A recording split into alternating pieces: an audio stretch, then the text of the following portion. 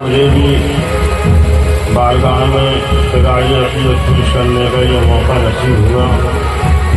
اللہ تعالی ہمیں آپ کو کچھ بولنے اور سننے سے پہلے دعا ہے کہ میرا مولا جو کہا جائے اس پر ہمیں اور آپ کو عمل کرنے کی توفیق نصیب فرمائے، اور امام حسین کے نام پر یہ جو گانے بازی کے ذریعے سے یا ڈھول تماشے کے ذریعے بدتمیزی ہو رہی ہے، اللہ تعالیٰ نے ہدایت نصیب فرمائے۔ اور آپ یہ دیکھیں کہ یہاں پر اللہ اور اس کے رسول کی ذکر کی محفل ہے، اور اس میں جانے والا حال یہ ہے۔ اب ذرا بتائیے ہم کوئی پیغام اور پہچان تو کیسے پہنچائیں؟ یہ ایک عظیم سانحہ ہے۔ ابھی ایک مولانا صاحب کو کوئی بڑی اچھی تقریر کی تھی حسد کے تعلق سے۔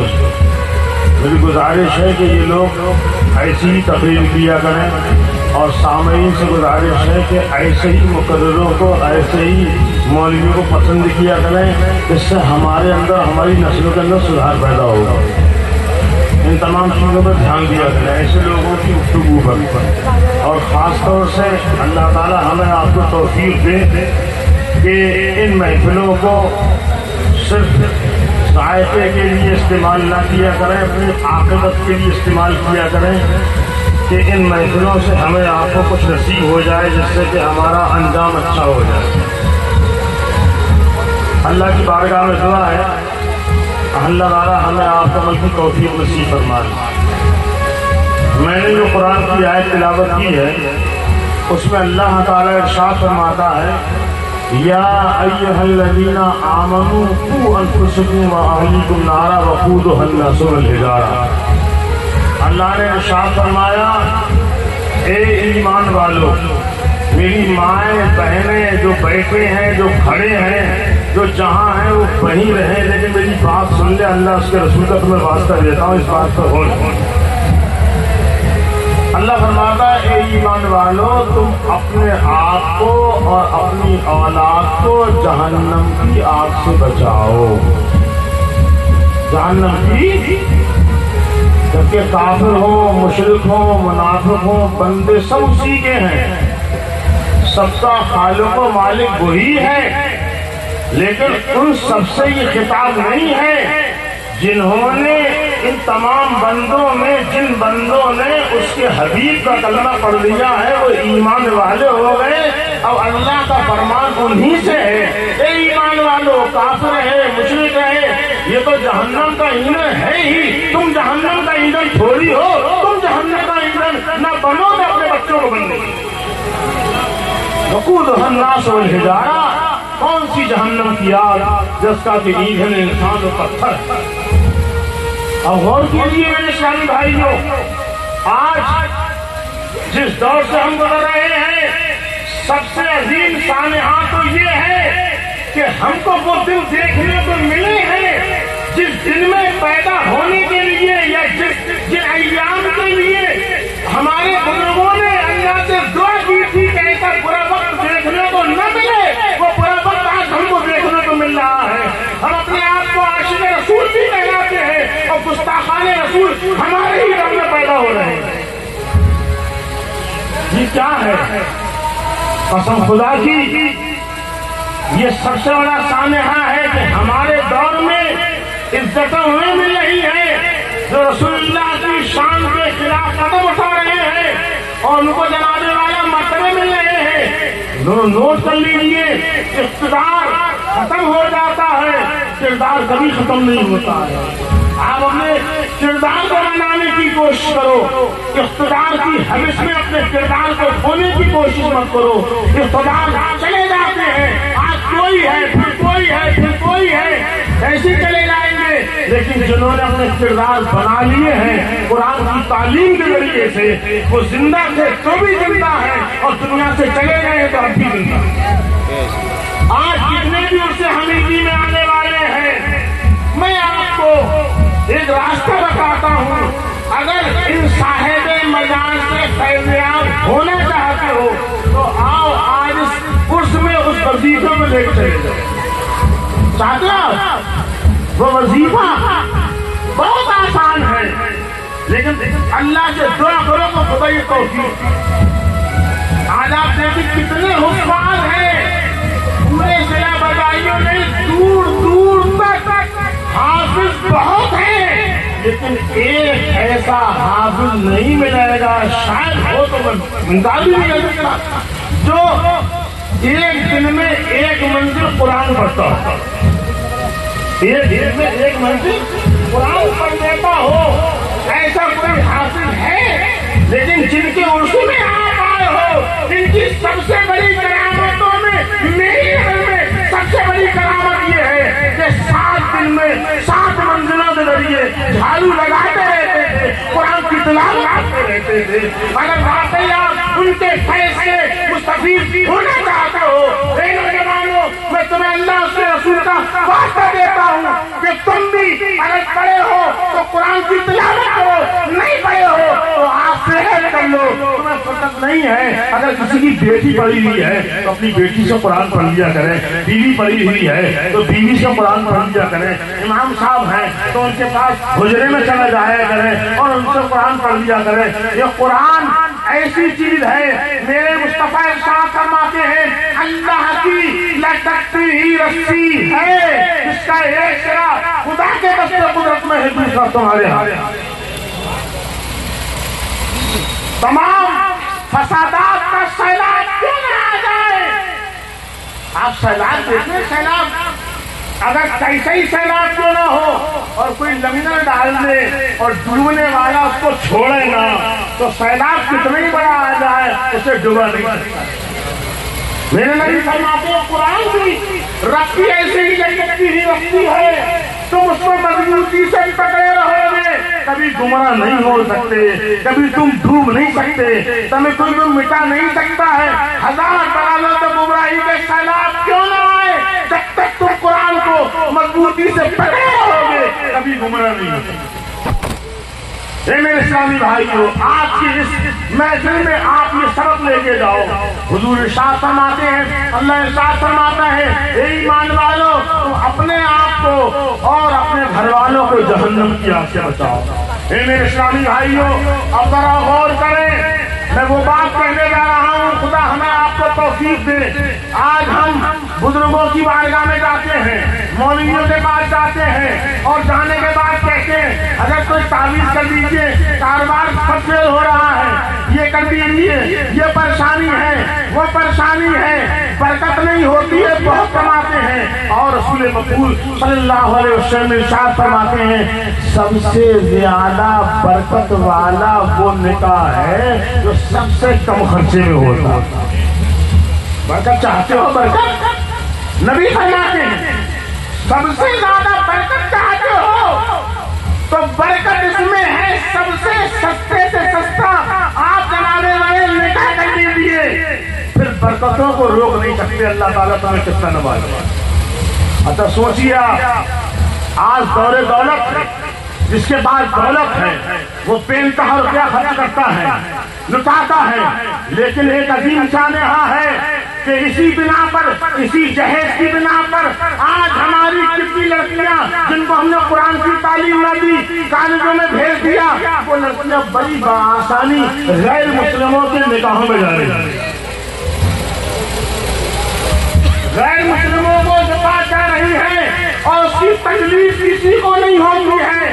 لیکن غور کیجئے، ایک بچی جو دنیا میں پیدا ہوئی اس کی گود میں اگر ایک غلام مصطفیٰ آج پیدا ہو گیا تو قیامت تک غلام مصطفیٰ پیدا ہو جائے گا۔ اور جس بچی کو جناب والا تم نے دین کی تعلیم نہ دی اور وہ بچی دنیا کی تعلیم میں رہ کر اگر وہ غیر کے ہاتھ لگ گئی اور وہ اسلام سے منحرف ہو گئی اور پھر گئی تو یاد رکھو آپ نے قیامت تک تو پیدا ہونے والی بچیاں اس کی گود میں پیدا ہوں گی تو کفر اور شرک کی تمہاری اور کے حوالے کر دی ہے۔ اب کوئی کفر اور شرک کے سیلاب کو کوئی روک نہیں سکتا۔ یہ کہاں سے پیدا ہوا؟ اگر ان بزرگوں سے فیض چاہیے ہے تو تمہیں خدا رسول کا واسطہ ہے، آج یہ پیغام لے کے جاؤ کہ اپنے یہاں جو شادیاں جو ہیں یہ جہیز وغیرہ سے بعد آ جائیں گے۔ नौजवानों तुम बहुत हाथ उठा रहे थे, बड़ा खुशी थी। आज तुम्ही में से ये अहद व पैमान कर लो कि हम शादी करेंगे तो एक शरीफ घराने को शादियां करेंगी। हम ये तय कर दो, जमाने वालों को पैमान दे दो कि लोग तो लेते हैं, हमें कुछ नहीं चाहिए। नौजवान अगर कसम अल्लाह की तुम लोग ये तहैया कर लो, ये बात आए तो जमाने वालों से कह दो कि हमारी किस्मत में जो लिखा है अल्लाह ताला हमें दे के रहेगा, जो हमारी तकदीर में है वो हमें मिलेगा। मोटरसाइकिल है, मुकद्दर में हमें मिल के रहेगी। 4 पहिए की गाड़ी है, मुकद्दर में हमें मिल के रहेगी। हमारी तकदीर का खुदा ने हमारे लिए लिख दिया है, तो हमें मिलना है वो नहीं जाएगा। अच्छा एक बात और सुनो, जब एक लड़की का बाप 6 महीने में उसके पास कुछ नहीं होता तो मेहनत करता है, जफाकशी करता है, दुआ करवाता है, तो 6 महीने में जब वो अल्लाह ताला से दुआ करके इतना बड़ा इंतजाम कर सकता है, तो ये लड़को तुम खुदा ताला की बारगाह से मांगो तो खुदा ताला तुम्हें नहीं देगा। लड़की वाले से क्यों नहीं देगा, हम खुदा से और याद रखो आज तुम हो, अगर तुम ले रहे हो तो कल को जमाने वाला बहनों की शादियों में देना भी है, तुम्हें देना भी है, तुम्हें लेना भी है। लिहाजा आप इससे बात आ जाइए। कितनी बड़ी परेशानी है, इतनी बड़ी परेशानी है कि अल्लाह ताला खैर फरमाए। सबसे बड़ा दुख तो ये है कि हमारे पास दीन की तालीम न रही और इस जहेज के चक्कर में इसकी बिना पर आज हमारी लड़कियां गैर मुस्लिमों से हाथ मिला चुकी है।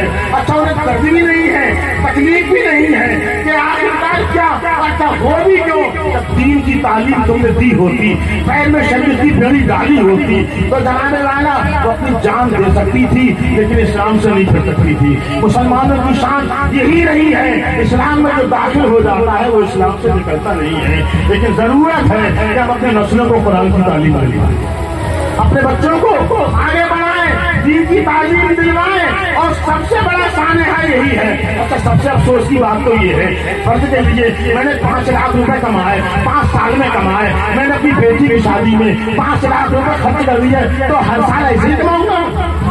इतनी कमाई भी तो नहीं रोजाना की। और ये मामला हर एक के साथ है। तो ये मेरे इस्लामी भाइयों, जरूरत इस बात की है इन तमाम चीजों पर आज इस जलसे से ये सबक लेके जाओ, कसम खुदा की तुम्हारा आना अल्लाह की बारगाह में कबूल हो जाएगा। इस तमाम चीजों पर गौर कीजिए, ये बहुत बड़ा मामला खराब होता जा रहा है, आज हमारा मुआशरा बिगड़ता जा रहा है। ये मेरे इस्लामी भाइयों थोड़ा गौर करो, तुम्हें तकलीफ हो रही है, तुम्हें जमाने वाला अगर किसी की बच्ची की शादी का इंतजाम नहीं हो पाता है कि सिरे नहीं मिला है, अटैक का खतरा है, ये ना हुआ है, अरे गौर करो, मेरे नबी सल्लल्लाहु अलैहि वसल्लम इरशाद फरमाते हैं, मेरे खुदा ने मुझसे खुद फरमाया, ये हबीब अगर तुम चाहो तो ये सोने के पहाड़ तुम्हारे साथ चले। अब सोने के पहाड़ जिसके साथ चले, सोने के पहाड़ तो है, मसला साथ चलने का था, रसूलुल्लाह ने मना फरमाया। अब हम तो 10 तोला 5 तोले के लिए मार्केटों में मांगते फिरते हैं, लेकिन वो रसूल जिसके इशारे पर सोने चांदी के पहाड़ साथ चले, जब उसकी बेटी की शादी हजरत फातिमा ज़हरा के साथ हो रही है, इधर आने वाला निकाह होता है और उसके बाद होता क्या है, जब इधर रवानगी का वक्त आया, दरवाजे पे कोई साइल आया कि मेरे पास कपड़ा नहीं है, अल्लाह के नाम पर मुझे चादर मिल जाए। हजरत फातिमा ज़हरा के पास एक फ्रेश चादर थी, एक पैबंद लगी चादर थी। दिल में ख्याल आया ये पैबंद लगी चादर दे ले, लेकिन फिर आया रब के नाम पर मांग रहा है, खुदा के नाम पर मांग रहा है, मैं अपनी पैबंद लगी चादर ही पहन लूंगी। फ्रेश चादर खुदा की बारगाह में दी। अंदाजा लगाओ वो नबी जिनके साथ पहाड़ अगर वो चाहे तो सोने के पहाड़ साथ साथ चले, और नबी आदम की बेटी पैबंद लगी चादर चेतन करने के बाद अब अली के रंग आने वाली जिनकी नाकें नीचे नहीं जाती, सुन लो जिस नबी का कलमा पड़ा है, तुम्हें सब्र नहीं आता है और हो जाए, ये तो देखो वो नबी की बेटी कैसे विदा हो रही है, किस तरीके से जा रही है। لیکن یاد رکھو اللہ کی رضا کے لیے جب کوئی قدم اٹھایا جاتا ہے تو اللہ تعالیٰ کبھی بھی محروم نہیں رکھتا ہے. فریش چادر اس فقیر کو دے دی, پیبند لگی چادر پہنی, اللہ کی بارگاہ میں وہ دیا ہوا کتنی جلدی قبول ہو گیا. فوراً طائر سدرۃ المنتہا حضرت جبریل امین علیہ الصلوۃ والتسلیم حضور کی بارگاہ میں وہ سندس اور استبرق کی دو چادریں لے کے آتے ہیں. فرماتے ہیں یا رسول اللہ یہ کوئی دنیا کی خاتون نہیں ہے, یہ خاتون جنت ہے. خدا تعالیٰ کو ان کی وعدہ پسند آئی ہے. اس خاتون جنت کے لیے خدا نے جنت کی دو چادریں عطا فرمائی. اب آپ کی بیٹی اس پیبند میں لگی چادر کو اوڑھ کے نہیں جائے گی, یہی جنتی چادر خاتون جنت اسی میں دیکھ کر ہو کے جائے گی. حضرات حضرت فاطمہ الزہرا کی شادی اللہ ہوتا, قسم اللہ کی جب قدم اٹھتے ہیں تو اسلام کیسے پھیلتا ذرا غور کریں. اس لباس میں ملبوس ہونے کے بعد حضرت فاطمہ الزہرا جب حضرت علی کے گھر پہنچتی ہیں تو جناب والا وہاں عورتوں میں یہ بات پیدا ہوئی, چلو آج علی کی دلہن کو دیکھتے ہیں, آج نبی کی بیٹی کو دیکھتے ہیں جن کا آنچل نہ دیکھا. مہو مہر نے اس ردائے نجابت پہ لاکھوں سلام, پھولے خیر الرسول سے ہے جن کا خمیر. اللہ اکبر, اس کو جیب پر کر کے لگ جاتی ہیں اور عورتیں یہودیہ اور نصرانی عیسائی عورتوں نے کہا چلو رسول اللہ کی بیٹی حضرت علی کی دلہن کو دیکھیں گے. جب جا کے دیکھنے کو پہنچی تو چہرے سے جو چادر کو ہٹایا ہے ان کے چہرے کا نور جب ان پر پڑا ہے, آئی تھی دیدار کرنے کے لیے آئی تھی تو جناب والا مسلمان نہ تھی. جب چہرہ دیکھا ہے تو حال یہ ہے کلمہ پڑھ کر مسلمان ہوتی جا رہی ہے.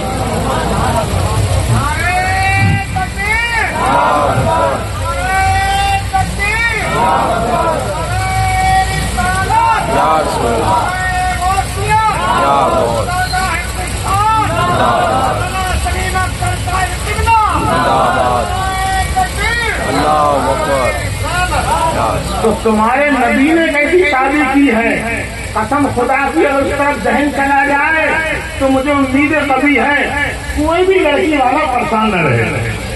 لڑکے والے یہ پیغام کر دے, پیغام دے دے جانے والا کہ ہمیں کچھ نہیں چاہیے ہے, جو چاہیے ہے ہمیں اپنے خدا سے چاہیے.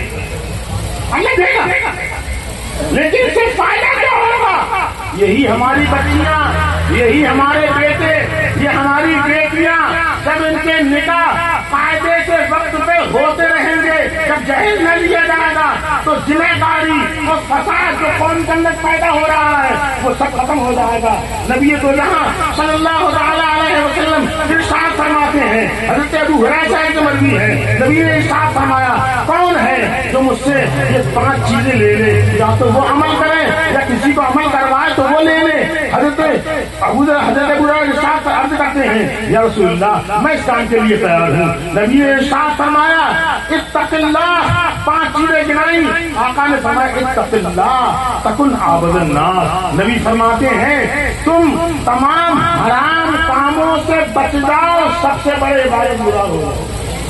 پوری بات نماز مت پڑھو, 5 وقت کی نماز کے علاوہ نہ پڑھتے ہو مت پڑھو, لیکن اگر حرام کاری سے بچ گئے تو نبی ارشاد فرماتے تکن عابد الناس, سب سے بڑے عبادت گزار تم کہتے ہیں.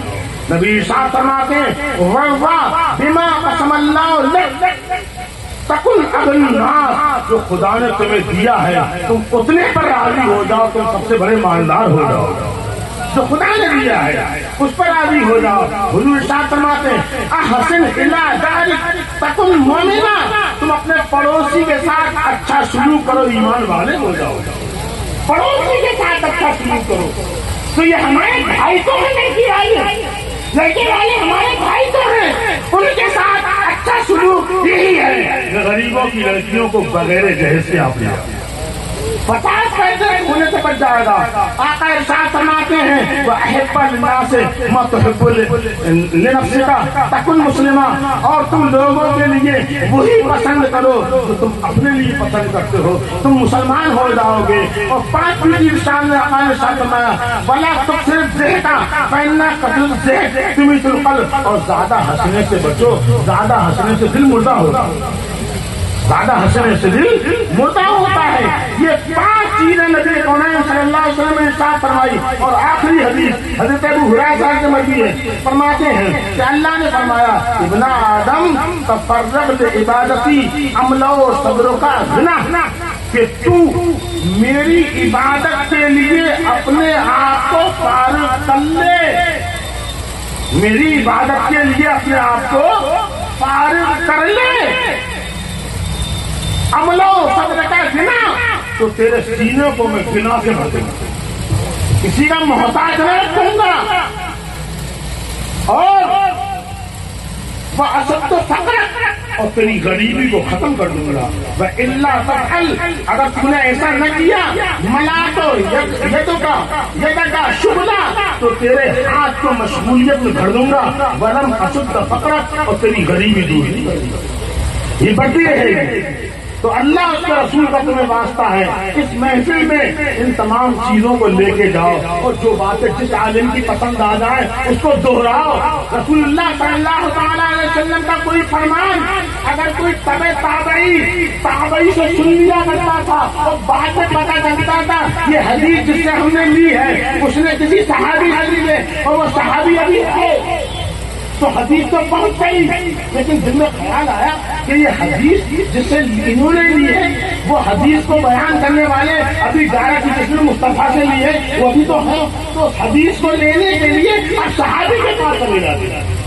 اور آج حال یہ ہے ہماری مسجدوں کے امام، ہمارے علماء ممبروں پر جنابے والا دین کی باتیں بتاتے ہیں اور قوم ہمارے اس تمام چیزوں سے بیدار ہوتی ہے.